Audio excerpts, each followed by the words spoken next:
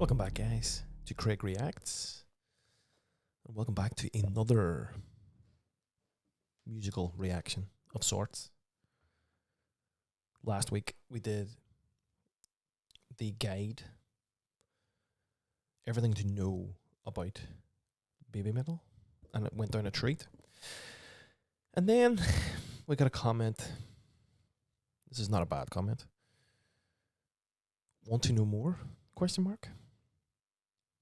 Trying to explain BabyMetal's confusing lore, part 1, 29 minutes. Which I took as, go on YouTube and search for that. So, we did. We found a channel called BabyMetal. BabyMetal.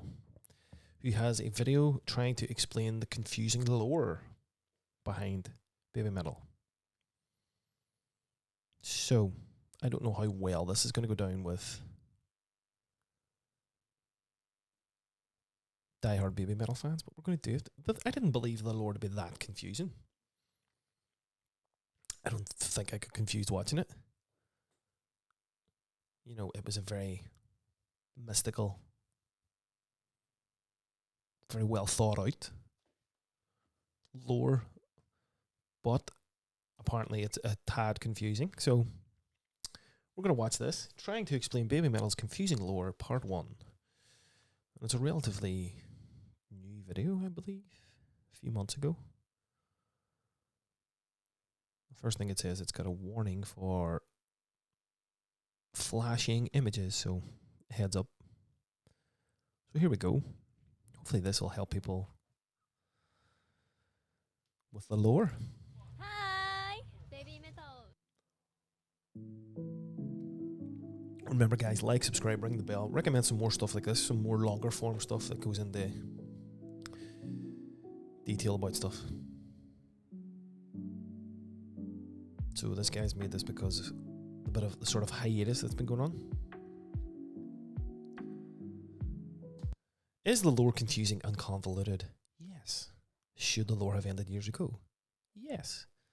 Do I hate the lore with every fibre of my being, since Koba and Amuse uses it to restrict the girls from doing basically anything out of character and giving fans clear answers to basic questions? You bet I do. Okay, this person obviously has an agenda.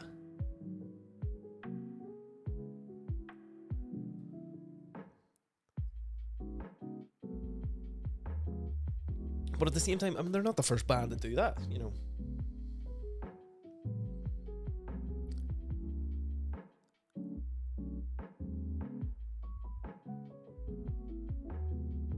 Okay.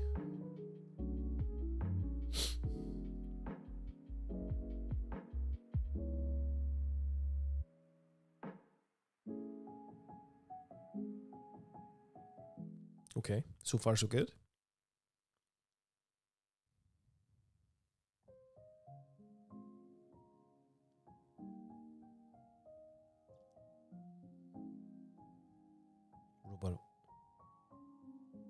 So, before we get into the crux of the BabyMetal lore, Jesus, here's my that's loud. interpretation of how the lore works. Overall, I see the lore in each Metal Resistance episode as their own self-contained story in each concert, with some references to past and future concerts as well. So technically the lore is an overarching storyline with its own story, if that makes any sense. I don't consider Legend IDZ, Legend 1999, and Legend 1997 as a part of the main lore, since Metal Resistance Episode 1 doesn't start until the Budokan shows in 2014, but once I talk about the Sue lore, and the Black BabyMetal lore, I will reference these concerts. Now, let's actually get to Metal Resistance Episode 1. It begins at Budokan Red Night, when Koba Metal introduces himself to the audience, stating that he is a messenger who delivers oracles to BabyMetal from the Fox God. The Fox God then sends down the Kami Bang to the stage, stating that they will give BabyMetal more power for the Metal Resistance, the mission from the Metal Masters, to conquer the Budokan Arena. BabyMetal succeeds in conquering the Budokan Arena, acquiring the legendary corset. This legendary corset then turns into metal balls I and always thought that ascends was into the weird. sky, dyeing it crimson red, the countdown then beginning to Doomsday, That's the just last chapter of Metal Resistance Episode 1. Budokan Black Knight then begins, with a story of a bell that will ring from the giant magic circle, indicating the end of Metal Resistance Episode 1. The prologue to the summoned story explains that Baby Metal will be summoned to the giant magic circle on the day when they depart for new adventures. The fox god says that once the bell rings, a new legend will resound from the circle, the fox godmother saying, "It is you who shall ring the gong," which is what Sue accomplishes at the end of Headbanger.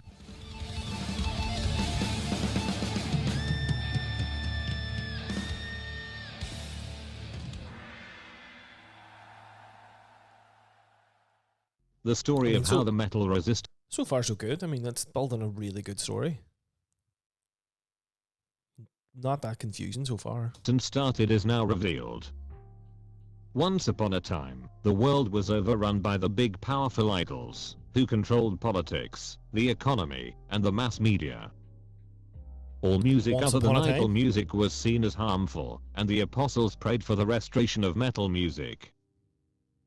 Their prayers then reached the fox god, who named 3 girls, Sue Metal, Yui Metal, and Moa Metal, as the dark heroines of the idol scene, and named them Baby Metal, a fusion of idol music and heavy metal, sending them down to earth to grant the apostles' wishes. Before they could obtain the legendary corset, the fox god put Baby Metal through many trials, and although they were young, and were uncertain of the unknown, they soon prevailed, changing their trials into legends. And because of Baby Metal's triumph, their metal spirit brought a new breath to the land, and at last, the big powerful idols raised up the fox signs, the symbol of the metal resistance, ending the war. The metal spirit continued to blaze on, so the fox god decided to summon Baby Metal to a new world, a world where they will advance to foreign lands. Episode 1 of Metal Resistance ends with Sue Metal, Yui Metal, and Moa Metal arising from the giant magic circle, I've and never seen enter that. their coffins, flying off to spread their metal spirit to new lands. Now on to some breakdowns for this episode. Who is the fox god? The fox god is an enigma of sorts, who sends down messages to Cobra Metal, who then relates them to Baby Metal. The fox god is coined as the god of metal, and is the one who chose Sue, Yui, and Moa as the members of Baby Metal, who will revive the metal scene. The fox god is mentioned numerous times after, so this is just a basic overview of what it is. The fox godmother is a mother of the fox god, but we don't really get any information on her during the Budokan shows, and she is never mentioned again afterwards. Cobra Metal is the messenger of the fox god, who relays information to Baby Metal on what to do. He appears in the beginning of almost all of Baby Metal's concerts, to tell the audience on what songs the group will perform, or how the audience should react. The apostles who prayed for the restoration of metal could be interpreted as Baby Metal's fandom, but we really don't get a clear answer on that. The big powerful idols are a reference to female Japanese idol groups, more specifically AKB48, and its numerous different units. The giant magic circle is a reference to the Budokan stage set, since it is designed to look like a pentagram. The gong at the end of Headbanger represents the sound of the bell that will ring to end episode 1 of Metal Resistance. The Metal Masters are mentioned during Budokan Black Knight, but we won't know who they are until later, so consider this as a footnote. Lastly, Well, I the mean, that 3 piece of giant art's a bit red of a coffins giveaway. that Baby Metal enter towards the end of Black Yeah. Knight is a mode of transportation for them to travel to different lands, before never seen that, the ultimately coffins. returning to Japan. The coffins ceased to exist once we get to the New Year Fox Festival in 2015, but that's for later. Now, on to Metal Resistance Episode 2. Episode 2 starts at the Forum in London, a narrator retelling the story on how the Metal Resistance began, and how Baby Metal were created. A long time ago in a metal galaxy far away, the Metal Master grieved about the period of civil war, stating that all heavy metal roads lead to Europe, where the Big Fox resides. The Metal Resistance then began in Japan, where the Fox God created Baby Metal, giving them the mission to make the world become one with heavy metal again. So, Baby Metal, the guardians of heavy metal traveled across the galaxy, landing in Europe. The epilogue to the 2014 Makuhari show explains the Holy Pilgrimage, a trial that Baby Metal was put through by the Fox God. The Big Fox, also known as the Four Heavenly Kings, are incarnations of the Fox God, who invited Baby Metal to take part in the Holy Pilgrimage and to set forth on a journey to foreign lands. Although the pilgrimage was tough, Baby Metal stood strong against the battle and stirred up the metal spirit in the brave warriors of the foreign land.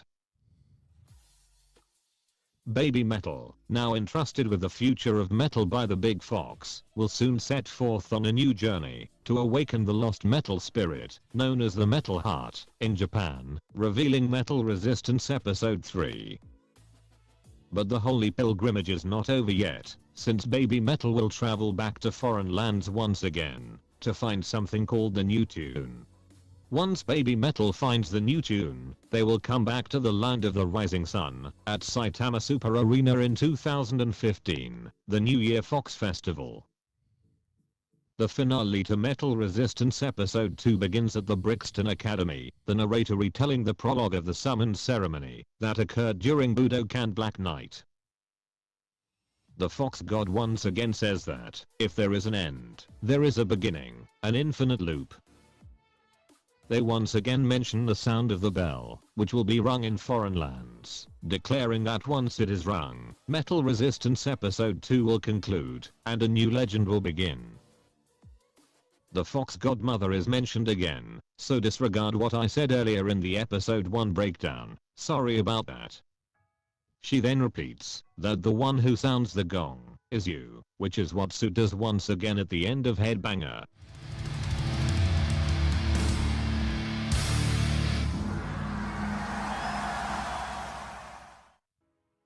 With the gong rung, Metal Resistance Episode 2 is officially completed. Now for some breakdowns of Episode 2. There isn't a lot of lore in Episode 2, since it's somewhat of a repeat from Episode 1, but there are a few new things. In my interpretation, I think the Metal Masters are three beings who grieved about the Civil War, one in Europe, one specifically in the UK, and one in Japan, since in each picture story, the Metal Master states that all heavy metal roads must lead somewhere, one being Europe, one being the UK, and one being Japan, but that might just be me reading too far into things. Iron Maiden-ish? The Holy Pilgrimage is a reference to Baby Metal's journey through new lands. The Rising Sun mentioned is just a shortened version of the Land of the Rising Sun, which is known as Japan. The last piece of lore we really get is the Big Fox, who is the god of heavy metal. And that piece of art, is that not similar to a Metallica album cover? Yeah. Or am I imagining aka things? the Fox God. Now, on to Metal Resistance Episode 3. Episode 3 starts right at the end of Episode 2, telling a story about the creation of the One. Almost 5 billion years ago, the One came into existence, evolving into mankind as the years passed. Mankind brought numerous bouts of evolution onto the planet, eventually guiding the world into the virtual age. Although technology, including the computer, created unlimited dreamlike worlds, mankind soon lost the most important thing to them, their souls. The Fox God questioned mankind if what they see before them is real or a virtual reality, and asks if they know the answer to their question, the answer being Baby Metal. The Fox God then says to leave behind your technology for the future you, and to sing loudly, to let your metal souls burn like a dragon, as a new song has come into Baby Metal's possession, the New Tune. The time of the Metal Resistance has come, and the Fox God tells the audience to offer up the Fox sign, which is their destiny. Everyone there will soon become the One. The New Tune, Road of Resistance, is then performed.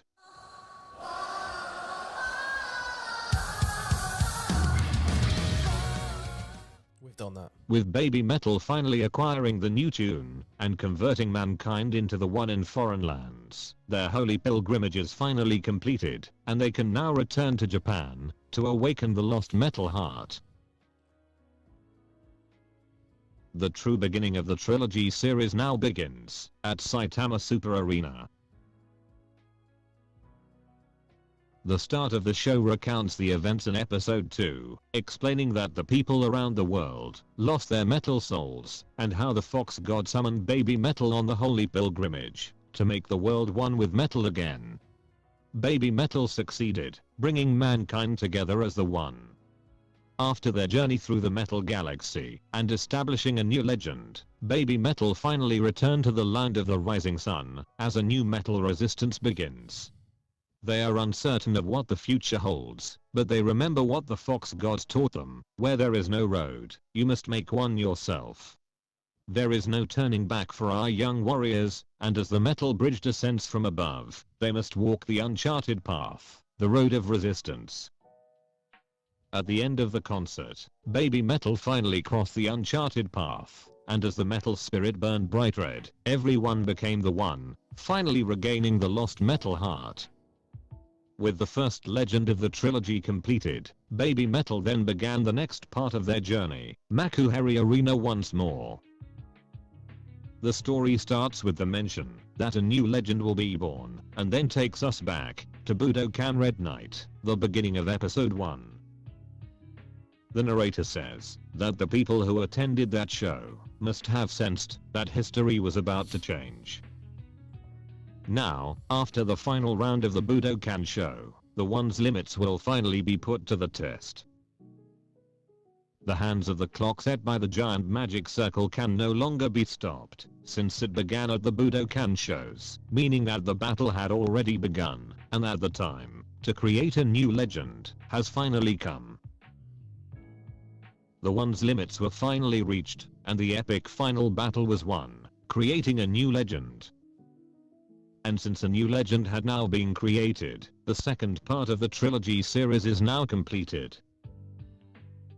The final part of the trilogy kicks off at Yokohama Arena, stating that the 3 volumes of the trilogy are both tales of destiny and miracles. The narrator questions if there will be a future at the end of this story, and if it is possible to change this future, saying that will all our strength, we will find the answer to this question. At the end of Road of Resistance, Sue bangs the gong, indicating the end of episode 3.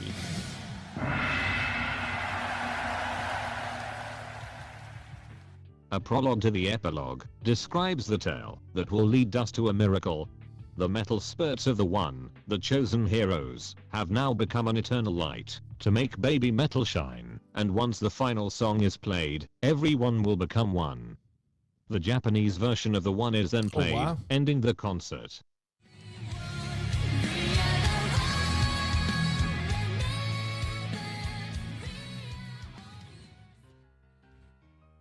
The epilogue then announces the official end of Metal Resistance Trilogy, and now that BabyMetal has received the metal spirits from the One, they will now depart to a new stage. The fourth impact, or the fourth chapter of the Metal Resistance is then revealed, beginning on April 1st, Fox Day. A new scripture will come on that day, and spread throughout the world. And on April 2nd, BabyMetal will travel back to the Holy Land for their second pilgrimage, the United Kingdom, and attempt history's greatest scripture festival, the Fox Festival, for the first time in a foreign country, at the infamous Wembley Arena. Infamous? The narrator then tells the One to gather in mass to make infamous? this miracle happen, saying that history will once again repeat itself. The hands of the clock has started to move once again, and the impending doomsday can no longer be stopped. And at the last few seconds of the concert, it was revealed that BabyMetal's 2016 tour will conclude at the infamous Tokyo Dome. I don't think he's using the word infamous correctly there. Now for some breakdowns for episode 3. Who is the One? The One is mankind, and is also BabyMetal's fandom. What is the new tune? The new tune is Road of Resistance, the song that BabyMetal were required to find on their holy pilgrimage. The magic clock we see throughout the trilogy series was set during episode 1, and represents the countdown to Doomsday. Fox Day is something that occurs in the storyline, but to put it simply, it is a special day where something new is announced to the One, whether it be a new album, the start of a new Metal Resistance episode, or some weird cryptic shit that BABYMETAL throws at us for no reason. A scripture is just a term to describe BABYMETAL's new album. The Holy Land is a term used to describe the United Kingdom, where the first Fox Festival on foreign lands took place. Holy shit. A Fox Festival is used to describe a major stadium show that BABYMETAL perform at, and it usually includes the debut of new songs. Now on to episode 4 of Metal Resistance. Episode 4 begins with a story of reincarnation, the reincarnation of BABYMETAL. Far away in the metal galaxy, the spirit of heavy metal, called the Destinies, were chosen by the Fox God, and were summoned to the Magic Fox Circle, an unknown future waiting to unravel. The spirit of heavy metal traveled across the world, rising above language barriers, and went beyond generations, creating numerous legends in their path. The infinity loop returns from episode 2, and the narrator says that in this infinite loop, the metal spirit continues to live. But there is only one path for BABYMETAL, to let go of their past selves. And when the Magic Fox Circle is summoned, even death cannot stop the reincarnation of BABYMETAL. The spirit of heavy metal then transforms into an eternal light, transcending time and space, ultimately becoming the One. At the end of Road of Resistance, Sue bangs the gong, ending the very first Fox Festival in foreign lands. Episode 4 then continues at the infamous Tokyo Dome in Japan, at Tokyo Dome Red Night. The video at the beginning of Red Night shows all three arenas coming together to form the triangle that we saw at the end of the concert at Yokohama, converging together to pinpoint Tokyo Dome. In real life, all three arenas in Japan actually do form a triangle, with Tokyo Dome right in the middle, so in the lore, this makes perfect sense. Anyways, Koba opens the concert, telling the audience that once the show starts, no one can put a stop to anything, once the magic clock starts to tick. He tells the audience to put on their crystal neck braces, saying that it will protect their neck from the approaching battle. He says that the harder they headbang, their metal spirits will generate a power of light, which will be stored into the neck brace. Once Koba finishes, the story of Tokyo Dome Red Night begins. The Magic Fox Circle from the Wembley show touches down in Japan, transforming into the Tokyo Dome stage. Peace. A story then begins, taking place in the summer of 2016, with the colossal being known as the Incarnation of God, evolving into its fourth form. The Incarnation of God released crimson red flames as it pushed its way through uncharted paths, all the way to Tokyo, Japan. BABYMETAL, also pushing through the uncharted paths of Metal Resistance Episode 4, then descended here, at the pinnacle of the pyramid of the trilogy, the pinnacle being Tokyo Dome, where the greatest final battle in history will take place. In the end, Doomsday is once again coming, and with the 110,000 metal spirits from across the world, they will transform into a powerful light, as they make their way to El Dorado, to create a brand new legend, and once again, become the One. The One, along with the powerful lights, soar towards El Dorado aboard the Metal Ark, in an attempt to trigger the final countdown. Without the One's neck braces, they will lose their light and their passage aboard the Metal Ark, destined for El Dorado. The narrator says that no matter how treacherous the journey may be for the One, no one can stop their tales, no matter what their destiny may be, and this is how we get to the first and only performance of Tales of the Destinies. With the end of Tales of the Destinies, the One's journey through El Dorado is finally completed, and with their powerful metal spirits, they finally released the all-powerful light from their neck braces. And with that, Tokyo Dome Red Night finishes. What a dome as well. We What a open stadium. Tokyo Dome Black Knight with the retelling of the trilogy series, along with the retelling of Wembley Arena. With countless legends made, BabyMetal finally reaches their final destination at Tokyo Dome, where the greatest battle in history will take place. And with the powerful light of the One, they will paint the whole world crimson red. Once again, Doomsday is coming, and the narrator says that once you overcome your past selves, a new legend will be born. As the concert begins, the white-clothed figures from the Wembley show appear at the top of the Tokyo Dome stage, before BabyMetal arises from crucifixes, signifying their reincarnation that was talked about before. Okay. As the concert finishes, Sue bangs the giant gong, ending episode 4 of Metal Resistance. I like the size of it. With the finale at Tokyo Dome, BabyMetal has finally been reincarnated. The One has completed their journey, and the greatest final battle has been won. A new legend has been created, so many nights, and with the 110,000 Tokyo people. Dome stage transforming back into the Magic Fox Circle, BabyMetal enters it, setting out onwards for their next battle through uncharted paths. Now on to the breakdown for episode 4. This fucking The robot voice too. Destinies are a representation of BabyMetal, Not good. who are summoned to the Magic Fox Circle to await an unknown future. The Magic Fox Circle could be an updated version of the pentagram from episode 1 and can transform into a spaceship, which is what the Tokyo Dome stage is. It is used as a mode of transportation for BabyMetal to travel through the metal galaxy.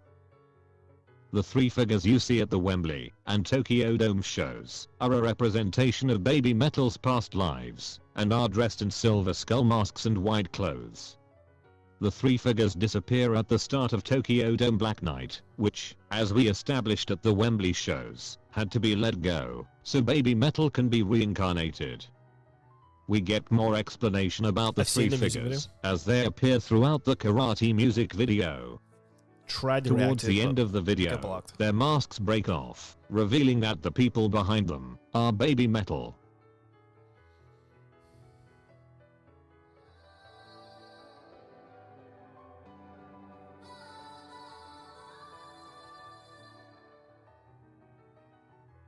The crucifixes are crosses that BabyMetal use at the beginning of Tokyo Dome Black Knight, signifying their reincarnation. The crystal neck braces are neck braces given to the One, so they can release an all-powerful light from within them. I still don't understand the neck brace. The incarnation of God could be a fourth evolved form of the Fox God, who went through uncharted paths all the way to Tokyo. We don't get an answer for it, since it is never mentioned again. El Dorado is a place somewhere in the galaxy, where the One must travel to trigger the final countdown. It is also never mentioned again. And lastly, the Metal Arc is a magic guitar that the One uses as a form of transportation towards El Dorado.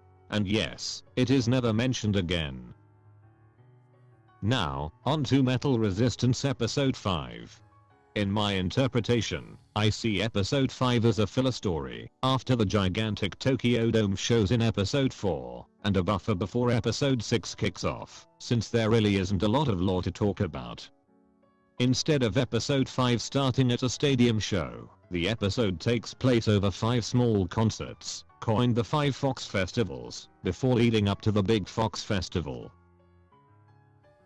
It's unknown when this happens, but the Fox God unleashed 5 metal souls into the world, which were passed down to 5 foxes. The 5 foxes eventually became the chosen 5, with their own individual colors: black, red, gold, silver, and white.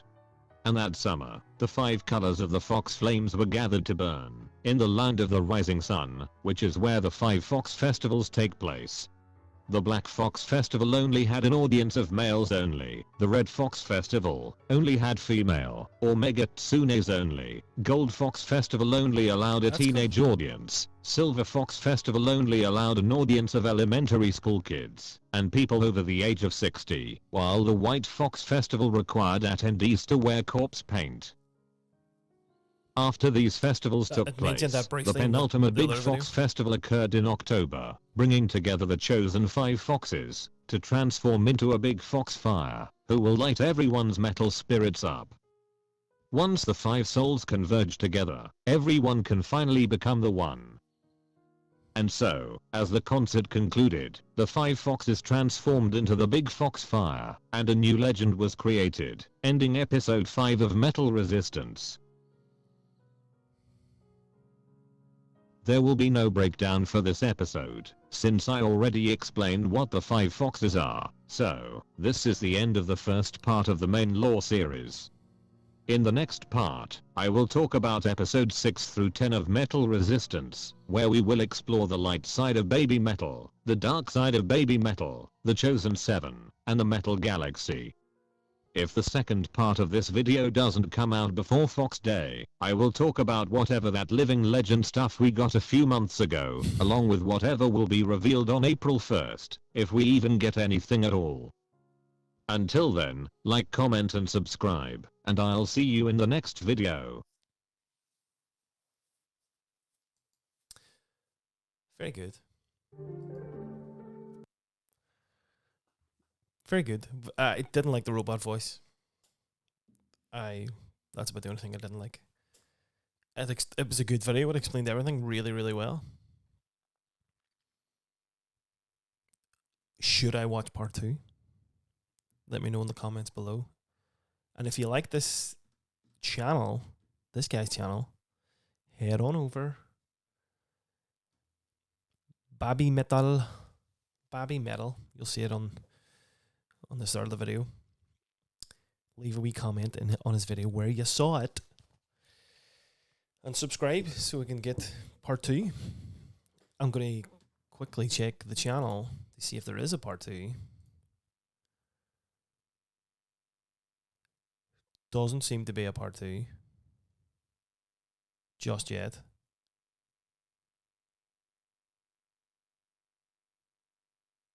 Was that it there? An unhelpful guide? Or is it just a funny? Oh, it's BABYMETAL. An unhelpful guide to BABYMETAL. So, he doesn't seem to have part 2 to lad up yet. So, head on over. Comment where you watched the part 1, my channel. Just to get him to get part 2 out, to we watch part 2. Because that was good. It explained everything really well. Don't like the robot voice, but get rid of the robot voice. So guys, if you like that, as I said, like, subscribe, ring the bell, head over to BabyMetal, subscribe, leave a comment there. Tag me, now that you can tag on YouTube, tag me in the comments of that video. Try and get them to get part 2 up. And we'll see you in the next one, guys. Anything long form like that, alright, please do hit us up. Anything else that breaks down, not necessarily about BabyMetal, but other bands, sort of small documentary type stuff, we'd love to watch them. So thanks for watching. We will see you on the next one, guys. Cheers.